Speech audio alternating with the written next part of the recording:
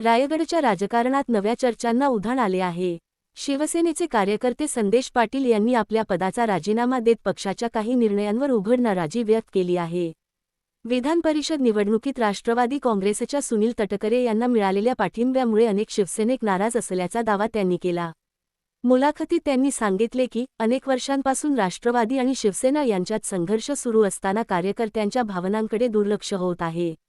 कोकण हा शिवसेनेचा बालेकिल्ला असूनही महत्त्वाच्या पदांवर राष्ट्रवादीला प्राधान्य दिले जात असल्याचा आरोपही त्यांनी केला।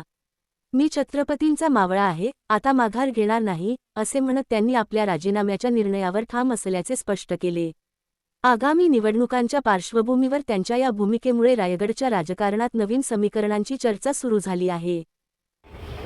आता येऊ घडलेल्या निवडणुका ज्या होऊन गेल्या त्याच्यावर प्रचंड राष्ट्रवादीशी आम्ही संघर्ष करत असताना तटकरे साहेबांनी जो काय आमच्या जिल्ह्यातल्या तिन्ही आमदारांना त्रास दिला तो आम्ही डोळ्याकडे बघितला आहे। आणि विशेष म्हणजे कर्जत खालापूरचे आमदार म्हणजे थोरवे यांच्या मी अत्यंत किचन कॅबिनेटमधला माणूस आहे आणि एकदम जवळचा कार्यकर्ता आहे। त्यामुळे मला तो त्रास मी स्वतः पाहिला आहे, त्याला किती त्रास होत होता आणि तिथून खाली किती त्रास कार्यकर्ता होत होता तो मी पाहिला, कारण मी तालुका प्रमुख होतो।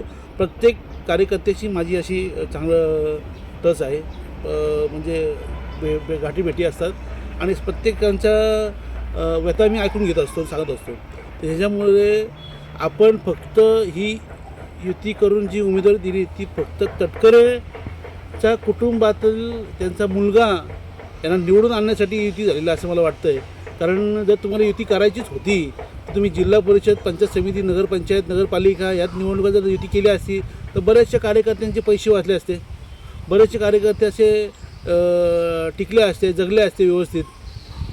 जी काही जमापुंजी एखादा कार्यकर्ता जमवतो आणि नंतर तो निवडणुकीमध्ये अशा संघर्षातून घालवतो ती खूप मोठी खेदाची गोष्ट असते।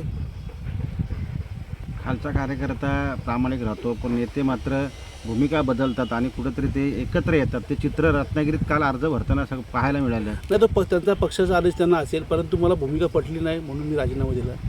ज्या तटकरेंनी एवढा संघर्ष करायला लागला आणि संघर्ष मिळवत प्रत्येकाला आमदार व्हायला लागलं।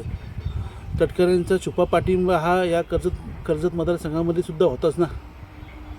आणि हे असताना आम्ही डोळ्याकडे बघितलं, आम्हाला त्रास झाला किती। आम्ही आमदार साहेबांसाठी निवडून आणण्यासाठी खूप प्रयत्न केले, दिवस रात्र 2-2 तास आम्ही होतो, 2-2 तास झोपायचो। हे पाहत असताना आम्ही कसं काय एकत्र येऊन त्यांचा प्रचार करायचा, हे कदापि शक्य नाही। आणि फक्त हे घराणीशाही आणि तटकरेच्या घरातल्या माणसाला निवडून आणण्याचा फक्त हा प्रयत्न आहे। आणि हे झाल्यानंतर पुन्हा आहे ते आहे यांची निवडणूक झाली, जसे खासदारकीची निवडणूक झाली, महेंद्र दळवी आमचे आमदार आणि महेंद्र दळवी आणि पलीकडे आमचे भरतशेठ गोगावले यांचा मस्त वापर केला, निवडून आले आणि त्यांच्यावर टांग फिरवली। त्यामुळे त्या कार्यकर्त्याला खाली त्रास होत राहिला। आता परत तो त्रास तसंच होणार। आता पोराची निवडणुकीसाठी परत जवळ घेणार, पुन्हा तसंच सोडणार आणि पुन्हा संघर्ष तयार होणार आणि परत तेच होणार। एरे माझ्या मागल्या म्हणजे ह्यामध्ये सर्वसामान्य माणूस घरटला जाणार। शिवसैनिक जेव्हा ह्यांच्या निवडणुकीला शिवसैनिकांनी जेव्हा मतदान करायला जाईल ना तर कुठल्या भावनेने करेल, ती तलतलाट किती लागेल ते तटकरेनं पण। म्हणून आमची मतं घेऊन घ्यायला येऊ नका, मागू नका। तुम्हाला एवढं त्या तटकरेनं एवढं स्वाभिमान होता ना तर युती करून ना लढायचा, सिंगल लढायला पाहिजे त्यांनी। कोकण हा सेनेचा बालेकिल्ला आहे, सर्वाधिक आमदार सेनेचे आहेत, अवघे 2च आमदार राष्ट्रवादीचे आहेत। तरी देखील शिवसेनेचा इतका सगळा मागणी असताना देखील ती मागणी धुडकावून राष्ट्रवादीला उमेदवारी देण्यात आली। सर्वात जास्त मतदार हे आमचे शिवसेनेचे आहेत, शिंदे सेनेचे। आणि आमची भूमिका जास्त होती की आम्हाला ज्याची हे जास्त संख्या जास्त, ज्याची संख्या जास्त त्याचा मुख्यमंत्री असतो, जास्त संख्या जास्त त्याला उपमुख्यमंत्री भेटला। पण ज्याची संख्या मतदाराची जास्त तिथं आमचा आमदार विधान परिषदेचा उमेदवार आमचाच पाहिजे होता, तो का दिला नाही? जर रायगडमध्ये एकच आमदार राष्ट्रवादीचा आहे आदित्य तटकरे, या एकच आहेत आणि त्यांना पालकमंत्री देता, पण 3 आमदार 6 आमदार इथं आहेत, त्यांच्यामध्ये कुणाला दिलेला आहे? 3 भाजपचे, 3 शिवसेनेचे। पहिला क्लेम भाजपचा शिवसेनेचा होता, तर आम्हाला द्यायला पाहिजे होता, तटकरेने दिला. त्यानंतर पलीकडं गोगावले साहेबांच्या तिथं रनिंगमधल्या नगराध्यक्षाला राजीनामा दिला, तो तुला आम्ही पालकमंत्री सोडतो म्हणून. कुठे सोडला? आता पण हेच होणार आहे. मुळात हे पाठी खंजीर खुपसणारी माणसं आहेत. पण पालकमंत्र्यावर ही सेटिंग झालेली आहे. तुम्हाला पालकमंत्री शिवसेनेला मिळेल आणि विधान परिषद राष्ट्रवादीला मिळेल अशी देखील चर्चा आहे. अशी चर्चा कायम होते. तटकरेंनी कायम लोकांच्या पाठीवर खंजीर खुपसूनच काम केलेलं आहे. अंतुरी साहेबांच्या सुद्धा तटकरे खंजीर खुपसून नंतर त्यांनी त्यांच्याच कार्यकर्त्यांना दाबलेलं आहे, त्यांनाच पाडलेलं आहे. तसेच हे आपले जे 3 आमदार आहेत, म्हणजे महेंद्र शेठ दळवी असतील, भरत गोगावले शेठ असतील, आपले आमदार महेंद्र शेठ थोरवे असतील, यांचा ह्या इलेक्शनपुरतं फक्त जवळ घेणार, वापर करणार. परत त्यांचे कार्यकर्ते त्यांनी स्ट्रॉंग करणार, ते त्यांना आतून बाजू देणार आणि हा त्रास आम्हाला होणार ग्राउंड लेवलच्या कार्यकर्त्यांना. परत आमचा आहे तो संघर्ष आहेच. म्हणजे फक्त तटकरेंच्या निवडणुकीसाठी फक्त जवळ यायचं आणि परत लांब जा, परत लढा निवडणुका. म्हणजे आधीच करायला पाहिजे होतं जिल्हा परिषद पंचायत समितीवर, तेव्हा केलं नाही. इतका मोठा राष्ट्रवादी आणि तटकरे आणि विशेषतः 3 आमदार संघर्ष असताना देखील आत्ता नेमकी 3 आमदारांची माघारी जी दिसते ती कुठेतरी हतबलता दिसते आणि कुठेतरी असं चित्र दिसतंय की कुठेतरी या जो ॲग्रेसिव्हपणा होता 3 आमदारांचा तो कुठेतरी ती तीव्रता कमी दिसते. अशी कुठली मजबुरी या 3 आमदारांची झालेली? अजिबात नाही. 3 आमदार खूप पॉवरफुल आहेत. आमदार महेंद्र थोरवे खूप पॉवरफुल आहेत, परंतु या वरिष्ठांनी आदेश दिल्यामुळे ते केले असतील. कारण त्यांनी आधीच 1 दिवस आधी जाहीर केला का मी उद्या फॉर्म भरला जाणार आहे. परंतु मला ती गोष्ट न पटणारी आहे. बाकी माझ्या राजीनाम्याचे बरेच कारणं असू शकतात, पण मला हे पटलं नाही. मी म्हणून हे डायरेक्ट दिलं राजीनामा आणि मला ते न पटणार आहे. पण प्रत्येक वेळी कार्यकर्त्याचा बळी दिला जातो आणि नेते मात्र एका ठिकाणी सगळे हसत खेळत टाळ्या वाजवत एकत्र येतात. तुम्ही एक कार्यकर्त्याच्या भूमिकेमध्ये आहात. बरेच कार्यकर्त्यांमध्ये नाराजी आहे शिवसेनेचा, विशेषतः कालच्या त्या घटनेनंतर.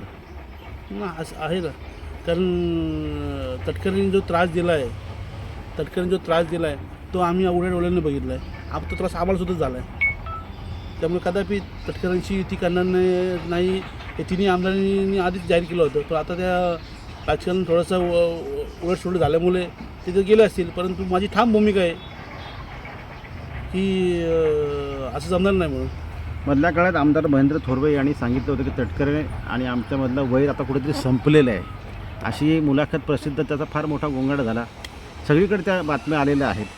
आता वैर संपलेलं तरी तुम्ही देखील तटकरेंवर वाकपकड करताय कार्यकर्ता नात्याने. अशी तुमच्या सर्वस्व नेतृत्व जे आहे आमदार महेंद्र थोरवे यांनी सांगितलं की वैर संपलेलं आहे आता आमचं कुठेतरी, अशा अधिकृत त्यांनी स्टेटमेंट दिली होती. तटकरेंना घेऊनच पुढचा विकास केला जाईल असंही रायगडमध्ये वक्तव्य केलं. असं वक्तव्य केल्यानंतर सुद्धा राष्ट्रवादी कार्यकर्ते कुठं तीव्रता तेवढीच आहे.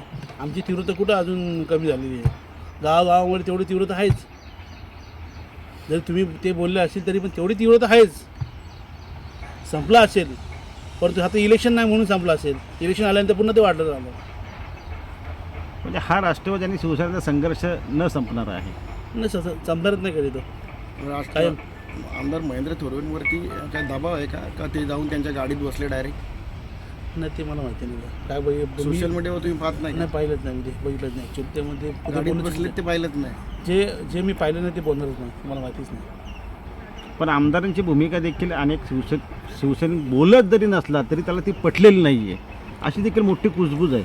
वरिष्ठांचा आदेश असल्यामुळे आमदार साहेब ते गेले असतील, परंतु ती भूमिकाच आम्हाला मान्य नाही. कारण आम्ही जर त्यांनी युतीच करायची होती तर मागील जिल्हा परिषद, नगरपालिका, पंचायत समिती, नगरपंचायत, ग्रामपंचायत यांच्यात करायला पाहिजे होती. तसं काही दिसलं नाही.